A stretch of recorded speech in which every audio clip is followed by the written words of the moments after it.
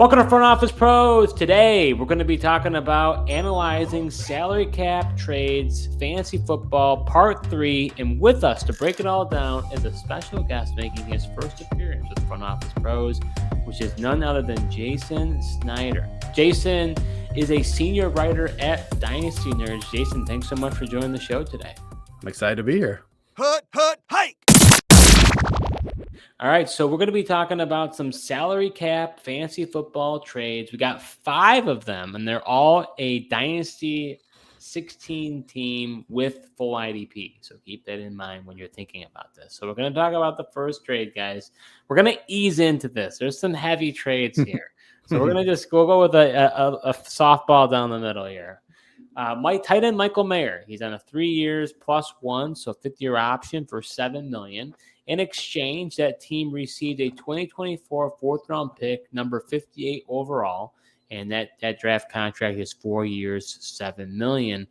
So, guys, what do you think about this? This is an interesting one because Brock Bowers obviously got drafted to the Raiders. People are very concerned about Michael Mayer. What is the right value for Michael Mayer? This owner obviously said, hey, I'm jumping ship. Did they get enough? I think for that trade, I would still take the Michael Mayer side. I think I don't fault you if you want to get out from under him because of the Brock Bowers acquisition. I just feel like that's pretty light in terms of compensation. I think we all expect Bowers to do some pretty great things in the NFL, but the point is we haven't seen it yet. And Mayer was pretty highly regarded as recently as last year. So I think he still has some value. We don't know in terms of player movement. He could get traded to another team and all of a sudden, you see his value get buoyed again. And when I look at we're talking cap, obviously, his average yearly salary in that deal is like 2.3, and the fourth round pick that you're getting back is pretty close to that, like 1.8 to 2. And I just don't know that you're going to get, from a talent perspective, that amount of talent in the middle of the fourth round compared to what Mayer gives you in terms of upside. Yeah, I would agree. Even though I'm not the biggest Mayer fan, Steve, especially after the Bowers move, but for the fourth round pick, I think I still would take the Mayer side on that, and especially because the Raiders don't have a lot of guys on the offensive side of the ball either in terms of weapons. Hunter Renfro's not there. They got Jacoby Myers, Devontae Adams. Yeah, Bowers is there, but Bowers is always also injured in college last year, struggled through some injuries. So if he gets injured, I mean, Michael Mayer is the guy that would step right in. So I think the fourth rounder, it's tough to say it was light because, I feel like Mayer's value has dropped, and I could see somebody just wanting to get out from underneath him and just taking the fourth. But I would still prefer the Mayer side, though.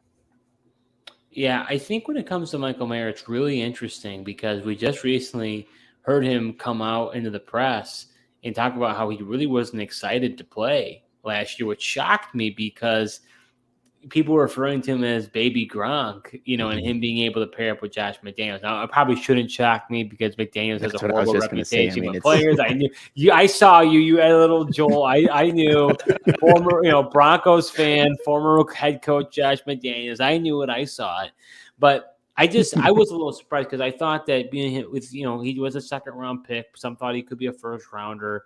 Just thought he'd be more utilized in the offense. Really wasn't. So now that he's coming in and he's kind of said, hey, I think Brock and I can coexist. Mm-hmm. So to your point, I don't know how much 12 personnel they actually are going to run. And outside way back in the day, Rob Gronkowski and Aaron Hernandez running a 12 personnel, you really haven't, I don't believe, seen that very successful in the NFL. I mean, maybe I guess probably a more recent example would be your Eagles, Jayson, with Zach Ertz and Dallas Goedert. I mean, that's probably the next recent example, but I don't know. It hasn't really happened that much, not to mention the quarterbacks, either Aiden O'Connell or Gardner Minshew. Mm-hmm. So all that to say, I think I'm with you guys in that I would still lean Mayer just based on the talent. I think I probably would be willing to part with him for a third, though. Because I think I could probably get Jatavion Sanders in the third, maybe Ben Sinnott. I don't know. Maybe he's a second round pick in a 16-team league. That's pretty deep.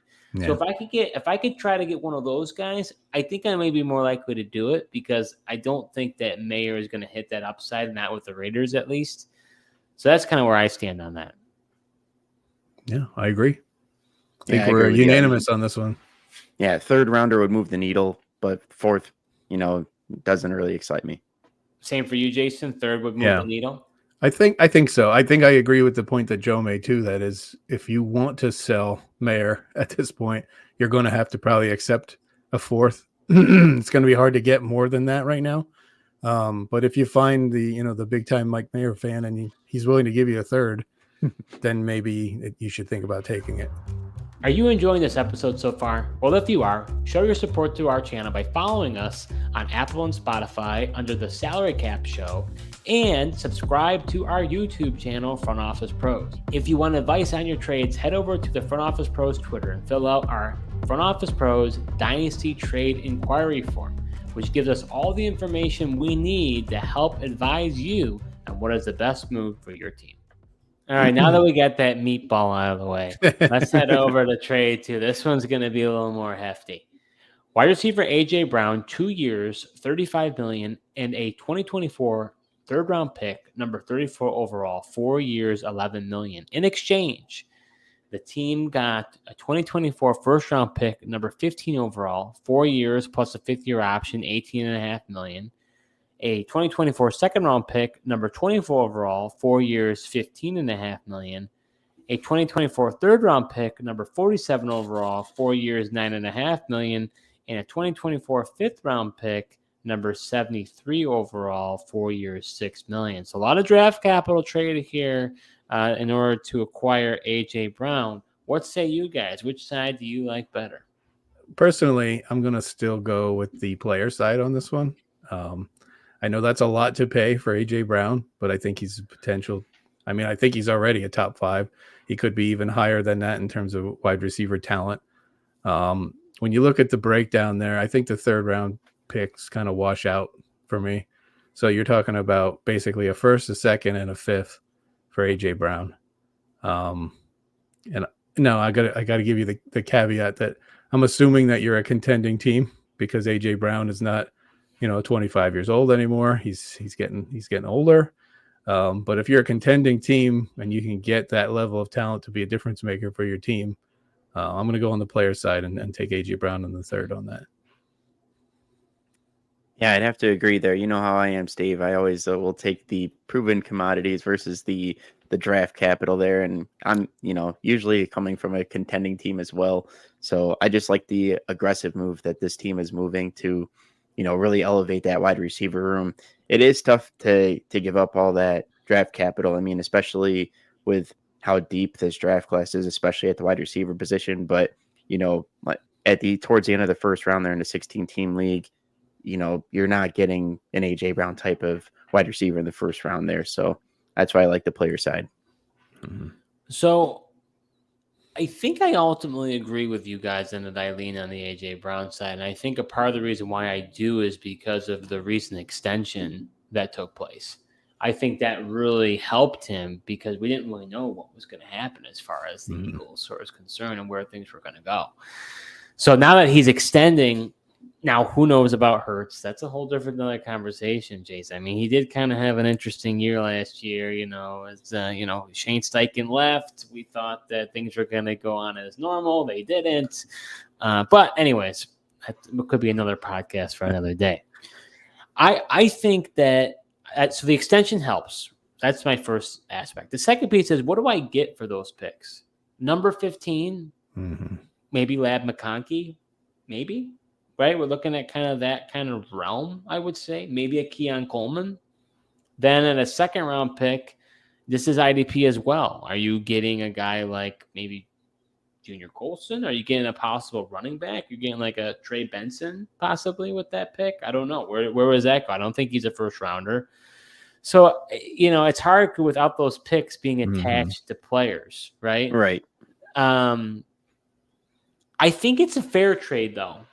I don't really know what more you would get out of this. I mean, could you get a higher first rounder? Like, what more would you want, I guess, on the other side to say, like, I won that trade? It's fun. When I look at this trade, I talked about, assuming you're a contender, I want the AJ Brown side. If I'm assuming I'm a rebuild team, I'm really excited to get all that draft capital because I'm looking at AJ Brown's not going to help me win a championship in the next year or two if I need to turn over my roster. I'm getting a boatload of capital there. Some of those guys that you're going to be available there towards the end of that first that you just kind of rattled off, or even into the second, they're not going to be at an AJ Brown level of talent, but they're going to help you establish a baseline and a floor for your roster, which you may not have if you're a rebuilding team. And they're going to give you youth, and they're going to give you potential as you move forward and pieces to trade. Because as you said, once those picks become players, there's nothing to say now you can't flip Lad McConkey for something to another league mate, and you can't start, that churn that gets you on the ladder to climbing to success. So it's a really interesting trade. I think that speaks to how fair it really is in that the contending side is definitely the AJ Brown side, and the rebuild side is definitely the boatload of picks side of that deal. So depending on where you happen to be with your roster construction, I can make an argument for either one of those being the right way for you to go. Yeah, and I think that's well said. Because I think too often, I think when we talk about trades, I think the tendency is like, who's the winner? Who's the loser? There's got to be a winner and loser. It doesn't always have to be that way. I think both teams can mutually benefit. And I think a lot of times, if you're thinking about that mindset of how can I win and basically rip off this other person, more than likely, you're probably not going to get a lot of trades done in your league because the whole idea is not necessarily I'm not thinking about how do I rip this person off. I'm just thinking, hey, this is the type of player I want, but you got to give to get. You can't just give up nothing to get something. Right. And that touches on something just as a philosophy for all of fantasy. I run into a lot of people who want to make trades for the sake of making trades. And I always just kind of caution people, have a purpose when you go into it. Is this making your roster better? What need does this service? Like, have a plan. Don't just go, I'm going to beat somebody in a trade today, because even if you, from a value standpoint, come out ahead, if you made your roster weaker, then really what's the point of what you're doing here? Like, you're looking to contend for a championship, and that needs to always be your ultimate goal. And if that trade's not helping you get any closer than that, you're only hurting yourself. From like the salary, the cap leagues that we're in, I think it's a lot easier to create the fair trades as well, and it's harder to have the winners and losers just because there's so many different angles to look at it. Like we're saying, there's a contending side, there's the rebuilding side, getting all the boatloads of picks, but there's just so many things with the getting the draft picks, or even an IDP league, throwing in some defensive players even to kind of even out trades as well. Yeah, that's also a great point, Joe. I mean, when looking at this particular trade, you got AJ Brown, that's a big contract, so we didn't even talk about the cap aspect of that. If you're a team that's hard up against the cap, all of a sudden with all those rookie deals, you've given yourself a ton of flexibility that maybe you've got, a big fish coming up in your free agent auction coming up, and you can say, oh, now I have freed up all that cash by unloading AJ Brown, and I can go get a younger player. So that's another aspect where you have to just be very conscious of what your roster is. So going over to trade number 3, I think we may have some disagreement here, but we'll see. So far, we've been aligned.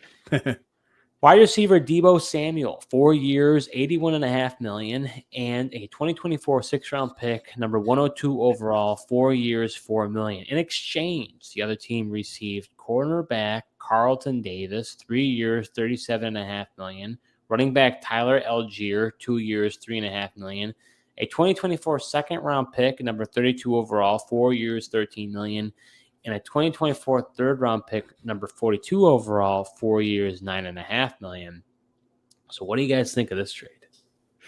I think in this trade, it's funny when I look at these, I first try to identify what are the parts of these trades that I don't want any part of. And both sides of this have contracts that I don't want any part of. So it's really hard to pick your poison here. Like that Deebo contract really scares me because that's a huge number, and he hasn't been the healthiest. He's dynamite when he's on the field, but when he misses a lot of games, and that's a lot of money to pay for a guy that's not going to be in your lineup. But then I look at the other side of that deal. and I see that I have it like in red, Carlton Davis for $40 million. I'm like, I would not want a contract for a corner that gives, that's a $38 million. So I can see why that person's trying to unload that contract and trade away that deal, because that's rich for a defensive back. I think because of that, I would still side with the Debo side of this deal, just because I have sticker shock on the Carlton Davis number there.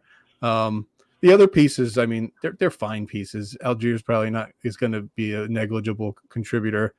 The second and the third are nice, especially in an IDP format, because when you get into those types of areas of the draft, that's where you're making your defense better traditionally. But yeah, give me Debo, because I don't want to pay Carlton Davis $38 million. Yeah, I get that. The other side's got the Carlton Davis, contract. I really wouldn't want to pay corner this much either, but I would take this end of the deal, despite the bad Carlton Davis contract. Just specifically, you get the, second round pick, the number 32 overall, number 42 in the third round even. And, at least it's a 3-year deal for Carlton Davis. It's a 4-year deal for Deebo Samuel. Is the San Francisco 49ers going to trade him? That's what I would be most concerned about. Yeah. On top of the injury concern, if San Fran were to trade this guy, is he the same on a different team outside of the Shanahan system? Well, I'm with Joe on this one. I'm going with the Carlton Davis side as well. I agree with you. Both contracts aren't great, but the Debo contract actually makes me more concerned. Just based on his playing style. I mean, you could be talking about a player depending on, your rules and stuff as far as retirement or whatever else. Like, who knows what Debo will be in 2-3 years? I don't know. I mean, his playing style, we all kind of talked about. We're in agreement there that we don't know if his playing style could really last that long. I think Carlton Davis, although it's high for a corner, I think he could be pretty decent. He's traded over to Detroit. They've got a lot of different corners now. Their secondary is a lot better. I think that he could actually do okay. And when he's been able to stay on the field, he has been pretty healthy. He's been one of the better defensive backs. So I do think that he still can be productive. It's not like he's a nobody. I mean, maybe he's not a household name. Maybe people won't know about him. But I would say he's one of the better corners in the league. And then with the second, third, it is a late second and an early third. I think it's one of those things when people see Debo, kind of to your point, Jason, when we were talking about it in the last trade, you would say, oh, Debo's worth way more. But, okay, did you look at the contract? Because with the contract, you got to factor that in. And when you factor that in, there's no way you're going to be able to get an early second for Deebo Samuel with that contract.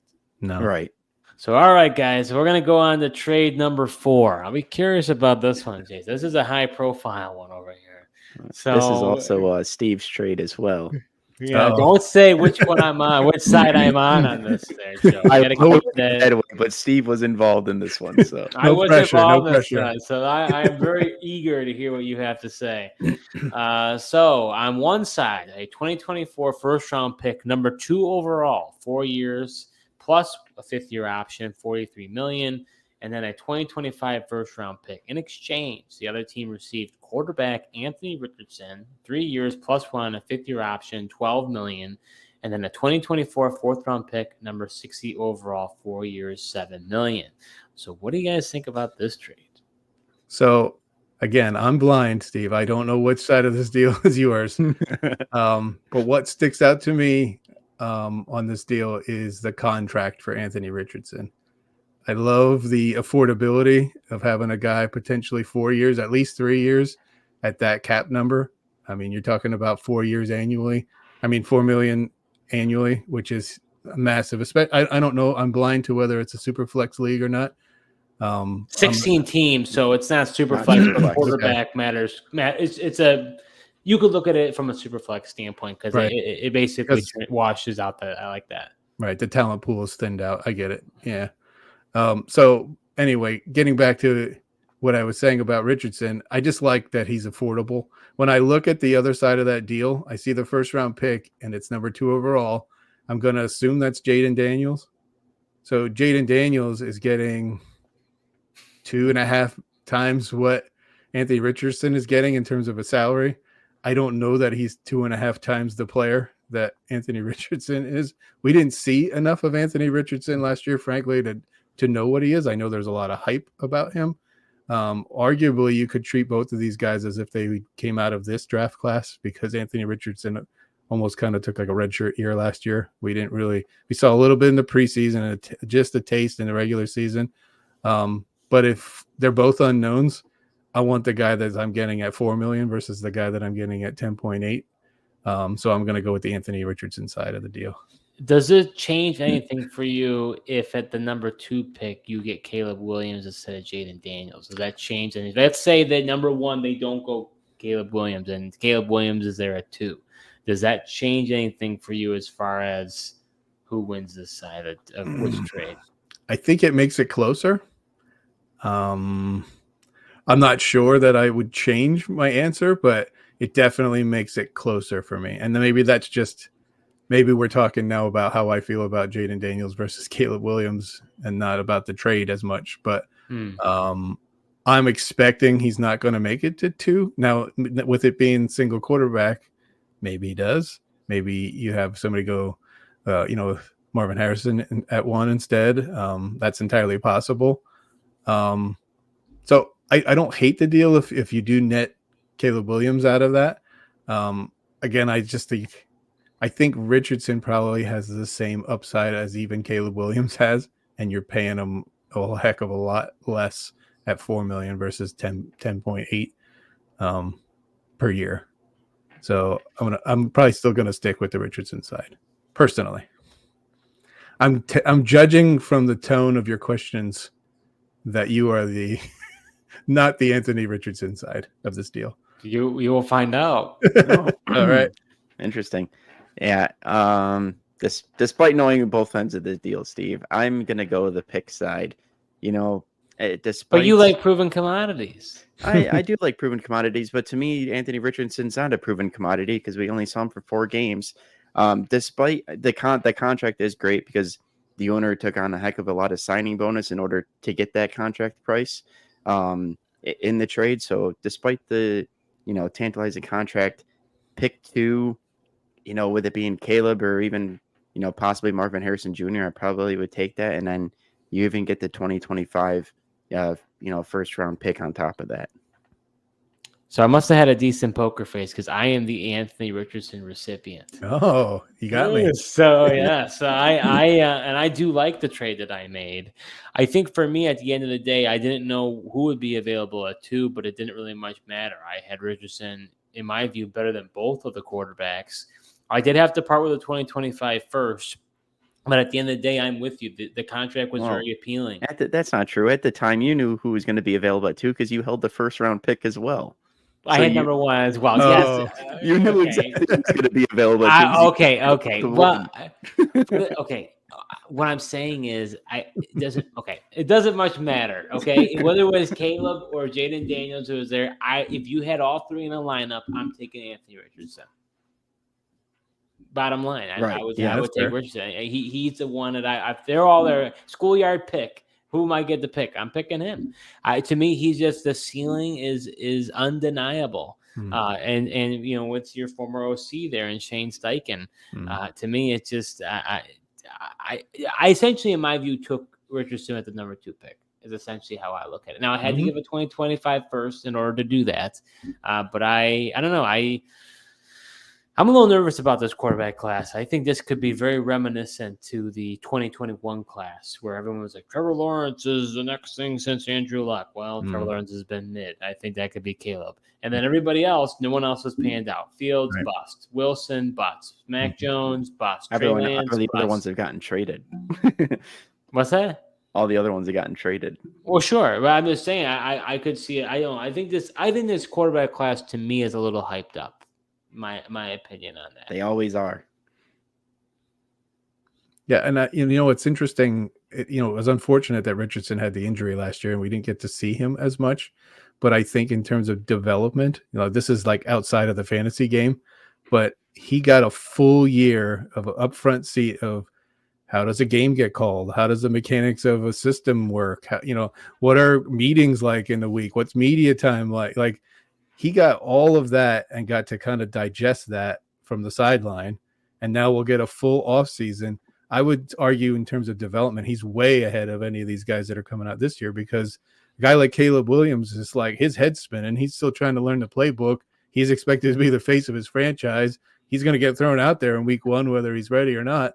And Richardson kind of got to take a backseat view for a year and kind of get that maturation that these guys aren't going to get. So you do kind of get that baked into his value when you trade, make a trade like that. That's a great point, Jason. And here's the thing, right? Let's say he did play the whole year, and let's say he did really good. I'm not getting Richardson for that price. Mm-hmm. Like I think in some ways I am getting somewhat of a discount because of the risk associated with him because he's unproven. He only played 5 games, so he could not be good. He could be good. So it's a gamble for sure on my part. But I like to roll the dice a little bit. If the owner you traded with also didn't have 4 quarterbacks on his roster, you're probably not getting Anthony Richardson either. That's true. That's a good point. That's a good point. All right, so heading over to our last trade number 5. So this is a rookie draft trade, but we've got the salary stuff in there as well to kind of consider. We've got a 2024 first-round pick, number 1 overall, 4 years, plus a 50-year option, $46 million. A 2024 second-round pick, number 24 overall, 4 years, $16 million. And a 2025 third-round pick. In exchange, the other team received a 2024 first-round pick, number 3 overall, 4 years, plus a 50-year option, $42.5 million. 2024 second round pick, number 19 overall, 4 years, $18 million, and then a 2025 first. So what do you guys think about this trade? Again, I would say that this one is very, very close. I do like the first overall pick, obviously. You're going to pay the premium of having to give up the double first to get that pick. But when you talk about the types of players that you're going to have at your disposal at that first overall pick, if you want to take Caleb Williams there, you can. You get a controllable quarterback for a pretty cheap deal. If you want to go with Marvin Harrison there, you can, and you get potentially a star player at a controllable deal. I guess it just really comes down to how much are you invested in getting the player of your choice at that number 1 overall spot versus getting whoever's left to you at the 3rd overall spot. And then you have to talk about, are there 3 cornerstone type players in this draft class? If you feel that there are, if you think whether it's Caleb Williams, Jaden Daniels, and Marvin Harrison, are those your 3 guys, or Malik Neighbors, or whoever you want to put in that trio, then I think you go with the latter, the first, the second, and the first, because you're going to get one of those 3 guys at a controllable salary, and then you've got a first lined up for next year. If you don't, however, like if you feel that there's a position of need on your roster, you want to lock in that quarterback or a receiver or whoever you want to get, you've got to make that deal. So again, I don't mean to be a cop-out, but it's a know thy roster situation. For me, I like to think I would have my roster under control enough that I'd be comfortable taking whoever fell to that 3 spot, and I would take the latter bundle of picks with that 103 included in it, and I'll roll the dice on who makes it to me at 3 and be happy with whoever I grab there. Yeah, I think this was honestly a pretty fair deal. I agree. I probably like the side with the getting the number 3 overall pick, just because you're in that top 5 category, getting one of those canvas guys. But the difference is, for Jason, I know the teams, and I personally liked that the team went all in and traded up the 2 spots, getting to the number 1. Going up to get their guy, not wait around and at the 3 pick and hope that they're going to be there.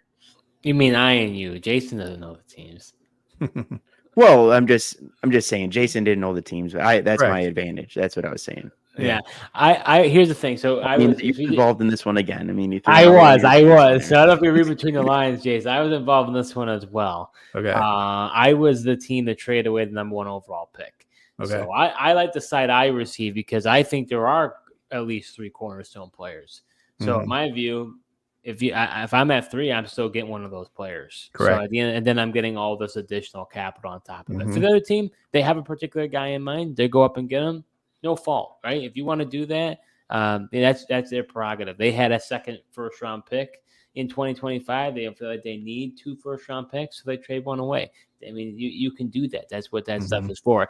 I do think one point that I will make about this that I think in hindsight I've kind of learned through this process, which you could say, well, how could you say you learned? Like, you've been playing since like 10, 12, 15 years. But I think it's a good reminder is that although I did this trade and I have the cornerstone, I guess you forget how much leverage you lose. Like when you have the number 1 overall pick, like you can go wherever you want. You go any direction. You want to trade it, you can do whatever you want. Where otherwise you're just at the mercy of what anybody else is going to do. You could say, "Oh, I think 1 and 2 are going to go like this, so I know 3 is going to do this." But you don't know what's going to happen. You know, do they trade the pick? I mean, there's so much that could happen, and so there is something to saying like, I know what I'm going to get. I don't have to think about it. You know, once more than just one thought to say I'm going to get this guy. There's power in that. Oh yeah. Yeah, I think too this gets into like a kind of a philosophical conversation about how you like to manage your draft. If you're a draft for need person, you're definitely going to want to have that control. If you're a best player available, mindset, then you just sit back and you don't worry about plugging holes on your roster with the draft. You just take the best person that's there.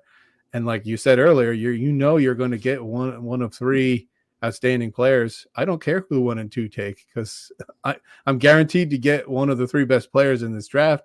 So I don't need to sweat it as much.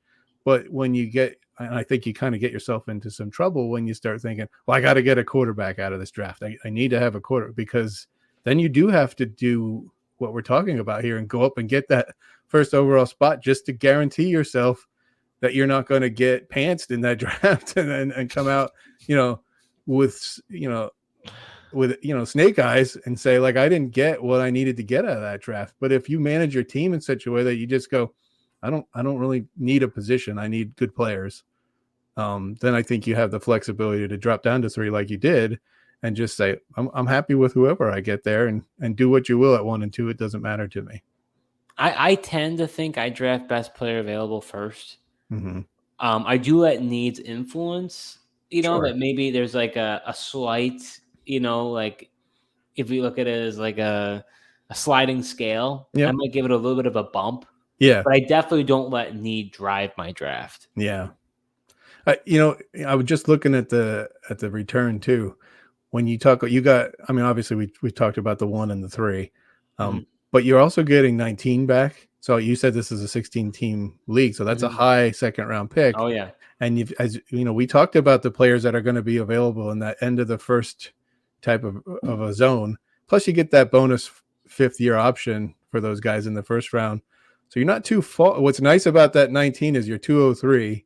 You're not too far from the first. You could probably work a deal and give somebody a little, a third or a fourth or something and get up to, 116. And then you've got that fifth year option for you, and you can get a Lad McConkey or something out of that pick. So it's not only what you get back, but what you can turn that into or what that can become. I think that 19 is a really maybe underrated piece in this deal just because of what a stepping stone it can be for doing something else too. Well, and to go full circle in this, I think for me what made it like I can't miss, like I got to do this, is I got that 2025 first back. Like I traded a 2025 first to acquire Richardson. Now I'm trading that. Now I'm getting a 2025 first back. So now really it's just the number 2 pick for Richardson. Yeah, that makes sense. that made it hard to pass up on that. Yeah, that makes perfect sense. So that does it for analyzing salary cap fantasy football trades. Jayson, thanks so much for joining the show today. Where can others find your great work? Well, you can find me at Spide78 on Twitter. I'm happy to help with any of your questions or inquiries about your fantasy league. I mean, that's what we're all here for, is to help you. So feel free to reach out to me there. You can also find all my written content on Dynasty Nerds. I just had a piece recently on Saquon Barkley with the Eagles. I'll have another piece upcoming on Derrick Henry with the Ravens. So I look forward to putting that content out and engaging with people on that. But I'm pretty much available and at your service, at the public service. So I love fantasy football and I love to talk about it. So if you have any questions or you want to have a discourse with me, that's where you can find me. Well, it was definitely a pleasure having you on and being able to provide your insight on a few trades, including 2 of mine. Always nice to bring an outsider's perspective outside the league, so we do appreciate that. It was a pleasure being here. Absolutely. Well, with that, that concludes our episode. Next week, we're going to be talking about some Dynasty rankings, our top 24 for running backs and most likely receivers. But we'll see how everything shakes out next week. Thank you so much for watching, and until next time.